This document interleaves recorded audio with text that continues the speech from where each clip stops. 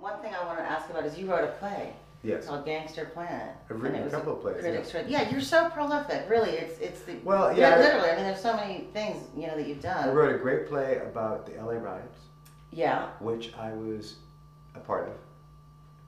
And you were living there when it went. Well, they were trying to burn my house down. They were throwing Molotov. Wow, you were in the area where it was occurring. No, in my house.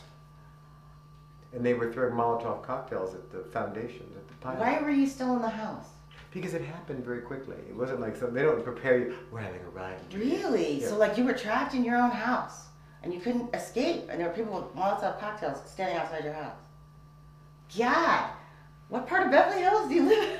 No, this was in the Hollywood Hills. Oh, okay. All right. Wow. This was at ground zero. Terrifying. How did you hide? I hope. Did you put blankets over your head? Well, there was this arsenal of guns on our little area that our neighbors somehow magically pulled out of trunks. Wow. With ammunition. So I was handed a gun, and I would lay on the car and I would say, "Wrong neighborhood." No, you didn't. Yeah. Are we getting into a comedy thing? No, I mean that's what I did, and that's Dude. You know. But then I, of course, because I'm such a bad guy. Yeah. I pointed the gun at the gangster's head, and I went, "Wrong neighborhood." Wow. And so what I did was that I insulted him. I'm afraid of you, Taylor. Don't be afraid. You're tough. He was insulted by me, and the FBI had to come to my house to let me know that they were after me. God. And the FBI man said, "If I were you, I'd disappear for a while." You're kidding. I'm serious. Wow. So I was so traumatized by those events. Yeah. You know, cut to me in the beach house going, "Why did I like it better here?" Really? I was tired of the smell of vomit in the really? morning. Yeah. You know, it works out all. It all works out. It does, and you should have been hiding under your bed. You really shouldn't have. No, because my parents were there, and because my parents were there, Yeah. I had to protect them. That's horrific. Do you think it could ever happen again? Well, of course it can. I wrote a play about it.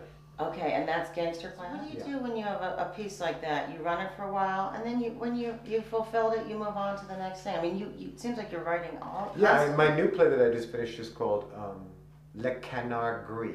Okay. Which is the gray duck, and it's about a yoga camp in Tuscany. Cool. Where this duck comes. I think I read something about that. Yeah. Go ahead. Well, the duck is eaten by the fox. And you gotta watch out for them foxes. And the duck goes into mourning. Oh. And casts a spell over this yoga camp. And cool. And then a murder happens. Okay. And who's at the yoga camp? Rich women learning yoga? It's loosely based on the story of a movie star that is very famous, and I won't say the name. When she hooked up with this guy, the guy said, "I'm married." Mm-hmm. And the movie star said, "Well, just get me my pen and my checkbook, and I'll take care of that." Ah. So she gave the girl like $1 million, $10 million or whatever. And I thought, what about that girl? This kind of anonymous person out there who got $10 million and a lot of resentment. Right. So I wrote this play about that character. Cool. That sounds so cool. Yeah. And you have relationships, really old relationships, with two really great comedians. Yeah. And one of them, as I understand it, kind of helped you, like, really at the very beginning, Robin Williams. Robin, yeah.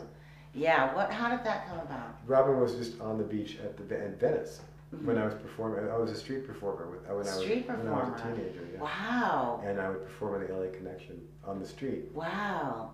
And Robin was this freak that told me he was from Ireland and said he was backpacking around the United States. So he became my friend. Did you immediately get each other's like presence? No, like, he said he was from Ireland.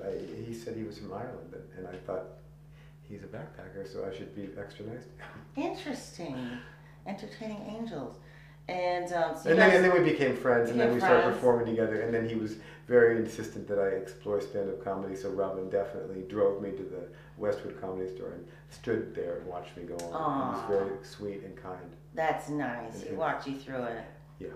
And That's so nice. he's so dear and so sweet, and we love Robin. Oh, that's so neat. And also Louis Anderson. Oh, friend Louis. Oh, Louis. Louis are looking at me. Right? No, Louis, yeah, Louis, come on.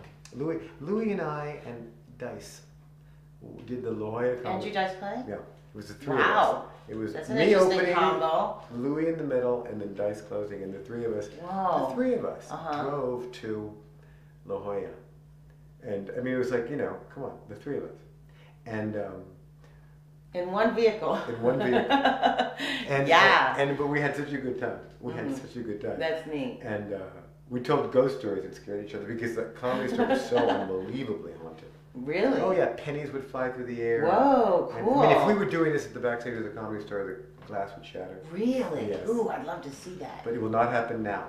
Right, it's over. It was haunted. How groovy. So how did you, I understand the connection between you and Louis, but how did Andrew Dice Clay get into that mix? Well, he was a comic. Yeah, he's actually probably a little more intelligent than people think, right? Yes. Okay. Of course. You know. Yeah. Yeah. That was an act. Yeah. You know, I actually saw a little bit of a reality show with him, and I was just thinking of that, and he was actually he's seemed a nice pretty cool. Jewish boy. Yeah. He's Jewish, and I didn't know that. Oy, all right, I'll talk to him about it. I danced.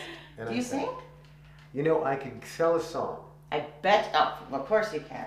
Do you enjoy singing? I mean. Oh yeah, I mean we're going to be having Christmas Carol night at the house. Where I ditto everything. Oh God. You know, and there's nothing better than the 12 Days of Christmas. Hey, those are hard to sing well. With Nicole Richie. Very hard to sing Christmas carols well. You know what I mean? No, You really they're sound like easy. a droner. No.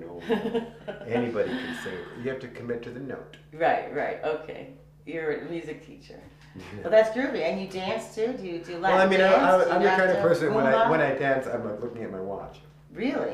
What? Do you Roomba? Get out of there. Do you No, Roomba? I mean, Aren't you I Puerto did Rican? like 5 dances in that show. I jumped on boxes. And, Cool. But you have to remember that I was, you know, I started out as a go-go boy. So, Did you really? Yeah. No, you didn't. I did. Did you really? Oh, yeah. Wow. For how long?